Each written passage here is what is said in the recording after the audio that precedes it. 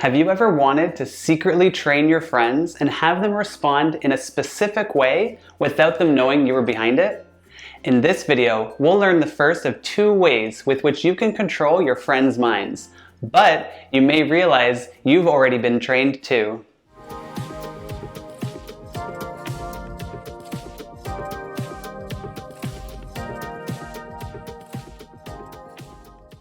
Hey everyone, my name is Dr. Dersnah. Welcome to Bite Size Medicine, your go-to channel for short, easy to understand videos about the common medical topics that matter to you.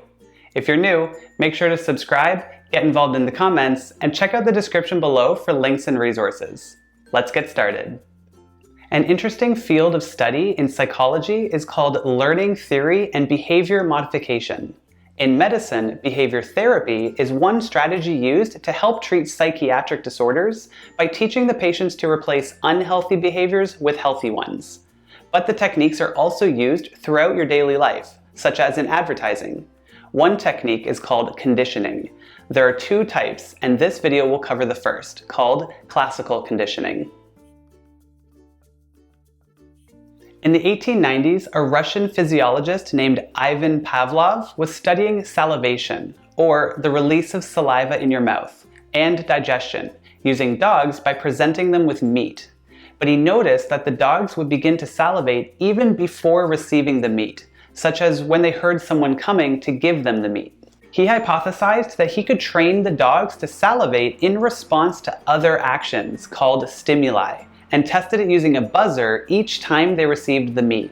Eventually, they would salivate to the sound of the buzzer even when they didn't then receive meat.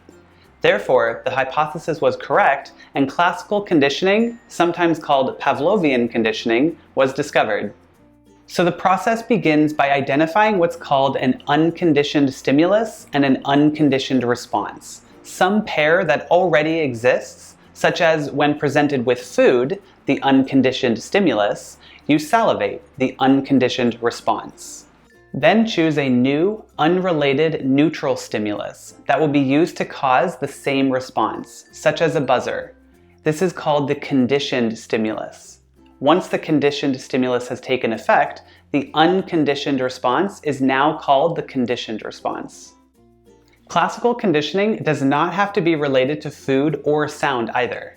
Can you think of any situations in your own life where some past experience has caused a previously neutral stimulus to become a conditioned stimulus, and therefore an unconditioned response to become a conditioned response? In the next video, we'll cover the second type of conditioning, called operant conditioning. Before you go, make sure to like, subscribe, and leave a comment. Let me know if you enjoyed the video, learned something new, have any questions, have a personal experience in this area that you'd like to share, or have ideas for a future video. Thanks for joining me, and I'll see you next time for another delicious bite of medicine.